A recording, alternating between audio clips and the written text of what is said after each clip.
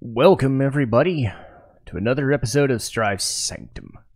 My name is Citizen Strife, and this week's anime review is a subdued, mystical, and yet fun drama about magic, romance, and sometimes very deep, somewhat depressing things, despite its appearance. I'm talking about the ancient Magus Bride.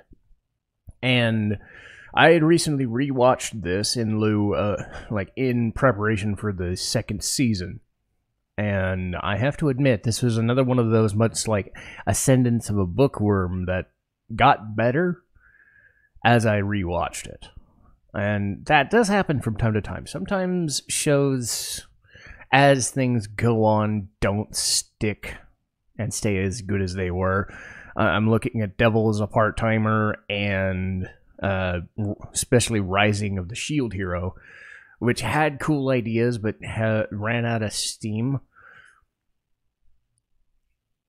These two shows, and I'm going to bring them up quite a bit because they kind of counterpoint each other. They're not made by the same people, but they share similarities in some ways. They have concepts that can constantly be remade and retooled. And Ancient Magus Bride specifically because it dabbles in magic, alchemy, mythology, and that's something that even Ascendance doesn't do, because Ascendance is more high fantasy and stuff like that. Magus Bride succeeds at being a lot more dramatic, a lot more intense with its mythological focus, and it does play itself for laughs, but by and large, it lets the visuals and the dramatic times and the talking points and the subtle romance play keen. So I know that I set Ascendance later than this. The best way I would put it would be Ascendance goes more for comedy, like I would say a 50 to 60% comedy bend, maybe 60% even comedy bend. This goes for probably 70% drama, 30% comedy, if that. So if you're looking for a difference, you can go for that. If you want something a little darker, you go this. If you want something a little lighter, you go for Ascendance. But either way, you're going to go well. Anyway, the reason I bring that up is because the setups are fairly similar, at least the characters anyway. Because in Magus Bride, the main character is Chise Hatari, and she's voiced by Danny Chambers. And Danny Chambers was in stuff like Shadow's House, Ace Attorney, Case Study of Vanitas, stuff like that. In this, she plays Chise, who is sold at an auction. She has a rough life. In the early seasons, they don't talk about what goes on. They kind of reference it here and there. Chise's very close-minded. She doesn't really want to talk much. She's very downcast and just sells herself off, doesn't want to be around her family. Later on, it'll explain why she ended up the way she did, but for all intents and purposes at the beginning, Chise is just a high school girl contemplating suicide, I think, or at least definitely weighing the option. But somebody says, hey, I will give you to somebody else at the highest bidder. I offer this weird auction of weird, curiosities and hobbies and all this other stuff, and you would be just the right person for that sort of thing. So she goes to an auction. And unbeknownst to her, mystical stuff be damned, because she's just from Japan. What does she know? At the auction, she ends up getting bought by this hooded figure known as Elias. And Elias Ainsworth, voiced by Brian Mathis. And Mathis is in Space Battleship Yamato, Decadence, all this other stuff. This is the one he's mostly known for as the secondary main protagonist, and Elias is a mage. And he makes a distinction that he is different from other people like alchemists or whatever. But he buys her for some ungodly sum of money. How he gets that, we don't know. We just go with it. So, he buys her because he knows that she is what is known as a slave baggie. And the reason I bring up the ascendance of a bookworm is it's kind of the same idea. Is they're done in different ways, but essentially Chisei and Mine act fairly similarly in terms of where their powers come from. It's kind of welling from in them. In Mine's case, it's more of a disease that will take her life or causes a lot of pain here and there. In Chisei's case, the fact that she can't really control her magic at all is decreasing her lifespan to an insane degree. So again, for both worlds' mechanisms, they're essentially the same thing. This crazy disease that causes a lot of magic power to well up within them, and they just are sought after commodities because of that. So the first few episodes are played kind of for laughs in a way, because Elias has taken Chisei home in the middle of, I believe, England or something, and just some offshoot cottage somewhere, and their caretaker is Silky, and Silky's awesome. She doesn't really talk at all, but she's just standing there as this like housemaid, and like anytime she gets to interact with the characters, she's one of the best characters, which is great. She's just there enough to be that like welcoming presence, and then there are times where she'll show up and you'll actually learn about her backstory. It's actually kind of neat, but they only do so much because, again, she's essentially mute in most cases, but it is kind of neat. So she takes care of the things while Elias is there, and Chisei's spending a couple of episodes trying to learn what it is to be a slave baggie, what that even encompasses, ends up going into different worlds and different ideas, learns that in this world, mages can kind of like bend things to their will and just make magic out of nowhere. So there's a distinction between what are known as alchemists and mages. And in this, much like, say, Full Metal Alchemist, the idea with alchemists is they are using what is available in the world, and they're not really disturbing the natural order. Mages can kind of fuck with everything and do what they want. That's why they're kind of relatively obscure and very sought after and super powerful. And then when you have this character known as a slave baggie, Chisei, who has just this insane power level that gets shown a lot of times, yeah, it gets attention. And it's Elias's job to take her under his wing and make sure she doesn't do anything stupid with that power. But at the same time, she understands eventually that that power comes at a price, and she only has a few years left to live. So he's trying to figure out ways to keep her alive. So he bought her not only as an apprentice to keep mages from going extinct, but he also wants to keep her as a bride, so to speak. The interesting thing about Elias, and I think that's where the relationship works, is that Chisei knows human relations and all this stuff, and, you know, normal people stuff. Elias is this makeshift being with just this gigantic, like, demonic looking being with like a cow skull for a face. You know, he talks normally, of course.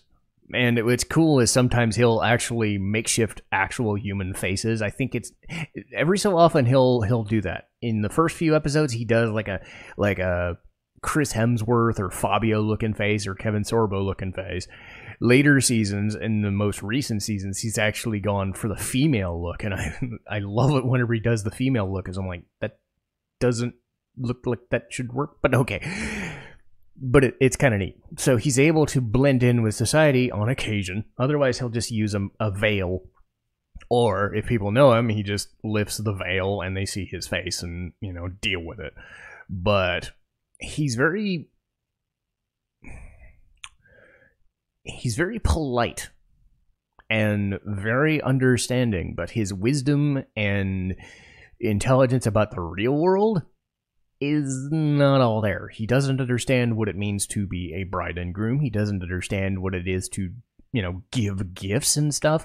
So he a lot of the characters that they meet, he will ask them questions about how to deal with real people. And you get to see these sequences here and there of characters that he's met in his life, and he tries to learn, and he asks Chise as well, like, well, what is the concept of their relationship? Are they actually going to be married someday?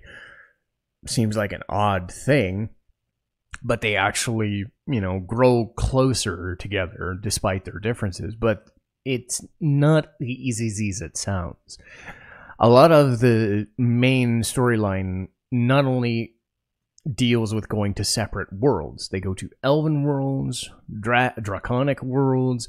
They go to a lot of like D&D inspired stuff, but also mythological places. You see a lot of fairies. You see a lot of dragons. You see also some very dark, disturbing things going on, and that has to do with the main antagonist, Cartophilas, voiced by Josh Grell. And Cartophilas, I believe that's how it's pronounced, his whole thing is he's like a necromancer sort of deal.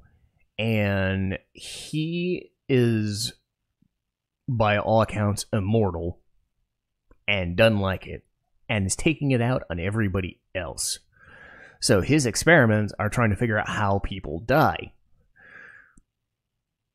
Not sure how that works, but I guess if you're in immeasurable, intense pain all the time, I guess not wanting that would be something. I've seen that before with characters like Albedo from Xenosaga, so it's not a foreign concept. But by and large, this guy causes all manner of disgusting things to happen throughout the story. And like one of the ones I remember was the early on, this guy is trying to either save his life or save his wife or something, and he butchers cats under Cartophilas' watch to create a potion to either extend his life or something else. I forget what, but it's very it's disgusting. Like I said, this show, much like Ascendance, is a lot darker than it looks, because they focus on the mystical and the magical aspect. When they want to get dark and they want to get depressing and disturbing, they can. So Cartophilas is doing all these crazy things. He happens upon Chise, and obviously somebody in his position would. So there's always this kind of back and forth.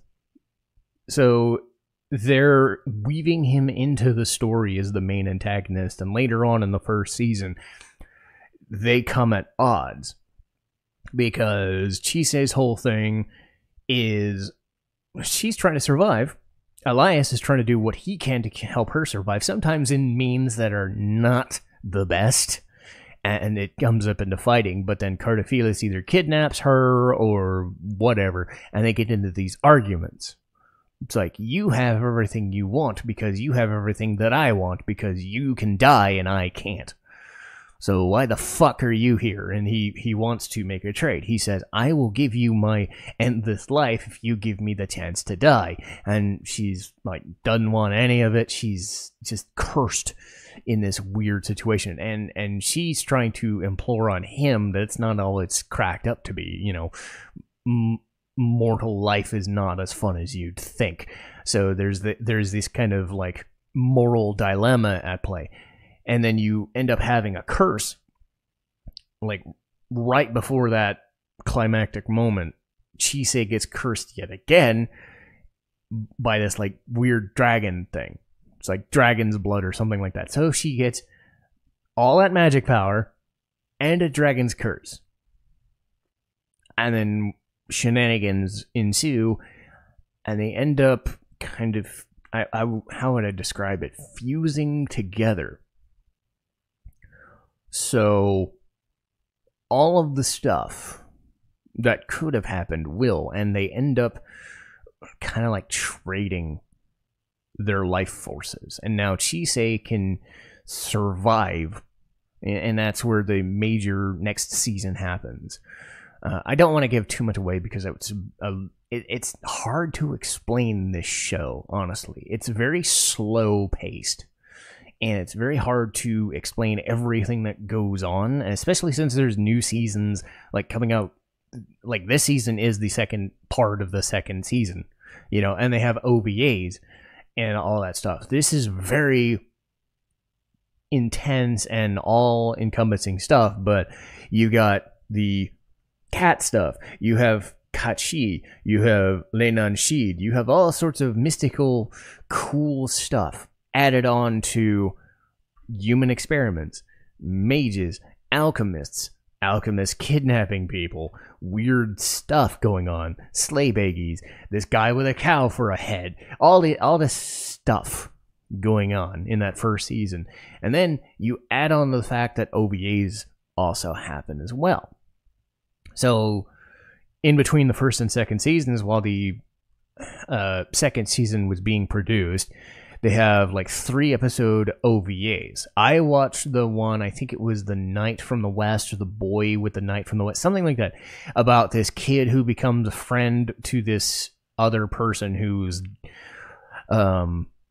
part of this like roving band of nightmare hoarders. The best way I would describe it, they're just this band of knights that float in the sky and just cause death and destruction, sort of thing. And the kid doesn't really understand it. Well, how could he? He's just some random kid who likes mythology and stuff. So it doesn't focus so much on Chisei and Elias more, but it's one of those like side stories. There's another one as well that I haven't seen, but again, it's a bit of a side story. So it's not focusing on Chisei and Elias so much as other things around them. So they're reacting to things. It gives them something else to do, so that in the second season, they get to focus on the school of alchemy, or college. Because this was referenced in the first season, but now they get to kind of change it up. The first season was about Chisei and Elias' relationship and how to introduce us to the world and, you know, all these competing forces. And now you have a whole host of new characters you can add to it, because you have people Chisei's age. You can add in, she was in high school, and now she's basically in college. And she gets exempt from stuff and entered because of her status, and Elias obviously helping with that. So all of the manner of the students are, you know, I think there's a Gorgon in there. There's a person who dabbles in like spycraft because that's her family business, and they become sort of pseudo antagonists. But, you know, Chisei and her end up becoming somewhat friendly. You know, they do enough to not detract from Chisei as the main character, but they add in new characters to keep things going. They focus a little bit on Renfred and Alice. And Renfred and Alice, voiced by Jared Green and Jennifer Green, respectively, were the alchemists in the first season, trying to get Chisei away from Elias. But they end up coming to, like, begrudgingly become friends here and there, or just friendly acquaintances in most cases. So Chisei and Alice end up going into the school, and they're not like bunking together and whatever, but they're also like friendly enough, you know. So there's all sorts of other competing weighing interests. It's more of a political intrigue school setting, if I could gauge that correctly. The main story arc has to do with Chisei's roommate, Lucy, who is part of this Webster incident. And there's this like tome that's also at play. It's called A Testament of Carna Magos, I believe. So the idea is that stuff happened, and this thing got stolen from the library in the college, and they don't know who's done it. So you know the competing interests of multiple characters and all these like interesting dark societies kind of at play. So you still have the mystical element, but you add in the school setting and having to fit in and all this other stuff. You even have the auctioneer coming back from the first season, ending up being related to Lucy, which is a nice touch. So they're tying things back from the first season very well, giving you even more to work with. Kind of, again, how Ascendant started as the, hey, I'm just going to make books in this new society. It's going to be great. And then layering on all of the magic and high fantasy and, you know, church stuff. This shows you the world outside of, you know, typical Japanese society. They're in England and they do all the stuff, and it's sort of modern day, but it's also very mystical and all that junk. Now you dive into this new like mythological school for the gifted. It's like the X-Men if it was like mythological creatures sort of thing, and it's kind of nice. It's tugging on all these like cool plot threads that you could really like engage. I felt like, and I know that's why they had a second full season, and that's why I'm very curious about the second core, is because they barely tapped all the potential that the show can offer. Because high fantasy, Irish mythology, English mythology, all that stuff, they can dabble in so many different cool things that they want to do. It's one of these things that, provided they don't overuse the Chisei and Elias thing as a crutch, which they don't. They do enough that they're the main characters and they stick with it. They don't belabor a single point. They stick with what they need to, and they weave things in here and there. But again, there's always a risk, and I saw this with something like Fractal. I saw Fractal a couple of weeks ago. They tried to tell a story that was like 30 to 40 episodes long in 11. Sometimes there's a show that takes forever to get anywhere, and they take forever to get anywhere, and it becomes boring. I'd say Magus Bride skirts that line, where it moves very slowly, but not so slowly that there's no progress being made. And when you understand that you got that first season that's full of stuff, of character drama, you add in the OVAs that are these side stories that are things that you probably could have put in the main storyline but didn't for one reason or another, but you gave them their own shunted off thing. You didn't even focus on Chisei and Elias as much, mostly just there. And then the school setting, which gives you a different feel, a different season, a different mode.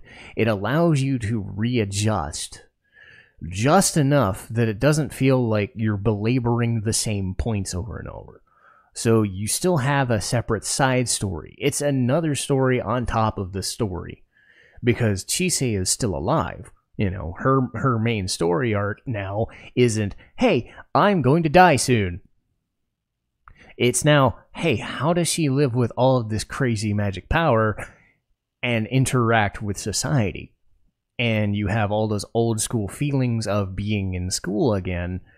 How does she interact socially, knowing that she's been around Elias forever, and that can only get you so far? But it's also about Elias learning about all of the stuff that he's learning, because he's kind of socially awkward. You know, so you have these two competing main characters that work together in this world that is both modern yet mythological. And that's where Magus Bride really succeeds, is that you have so many different competing things that you can feel that the story can really go anywhere. But it moves at a slow enough pace that it doesn't leave you behind. It doesn't feel like it's trying to tell you 50 million stories all at once. It's trying to tell you 50 million stories that could happen with these plot threads. But it never feels like it's overstating a point. It never feels like it's underselling itself. It's like a perfect balance of a dramatic show with enough comedy that you're along for the ride. So would I definitely recommend Magus Bride? Yes, I would. It's a very slow, not excruciatingly slow, but it is on the slower side of shows. It is not an easy watch some of the time. But if you're in the mode for a somewhat darker and somewhat, subdued drama with a lot of stuff that is piled on as things develop, overarching plot lines, and you want strong characterization, this is a show you can definitely sink your teeth into. I'm sure the manga does it as well, but again, I'm an anime watcher, so that's what I do. Anyway, that will do for today. Again, I didn't want to give away too much about Magus Bride because, again, there's way too damn much in this show. But hopefully that's enough to stem the tide. But let's see what's on the docket for the next couple of weeks. So, next week should be Halloween, and at time of recording, it's late September, early October, so I'm a little ahead. But yes, so at the recording after this, next week will be the Halloween episode, and I'm going to focus on Witch Hunter Robin. Nice show about witches and stuff in Japan. I haven't seen it in a while, but I can remember it. I love it. Speaking of things I remember quite a bit, in fact, and it's very topical given that the ports for the old games are going to come back in the classic collection. Metal Gear Solid 2. Sort of a game that has a higher profile than it used to, because I remember when this came out, people hated it. Because 3 is the one everybody likes. 1 is the one everybody likes, but 2 and 4, 5, But people have liked 2 a lot more than they used to. They still kind of on Raiden, but hey, anyway, I'll talk about that itself. Episode I believe I've already recorded, out of order, is Ascendance of a Bookworm. Speaking of a show that I've already talked about. But yeah, a lot of similarities between that one and Magus Bride. Again, more comedic, but still having its more intense dramatic moments when it needs to. Next episode after that will be a bit of a change, and I have not seen this movie in forever, and I want to before the time I get to it. Will be Teenage Mutant Ninja Turtles, the 1990 movie. Oh God, I love that movie as a kid. So I get to watch that movie again, and I'll try reviewing it. I don't want to review it from memory, though. It was one of those movies that I would watch all the time as a kid, because you always have those. You have those things that you just watched all the time. I think it was this and Toy Story were the 2 movies that I remember just always watching, and yeah, I loved it. So I can't wait to talk about that. And Black Butler is the last thing on the list. That'll be later in November. So I've got some time to refresh my memory on Black Butler. I have seen all of it, and I'm hopefully getting into a rewatch phase. I'll watch it again before I review it again, but hey, we'll see how that works. I know enough about it that I can probably do it off memory, but that'll do for today, and I will see you guys next time. Citizen Strife, signing off.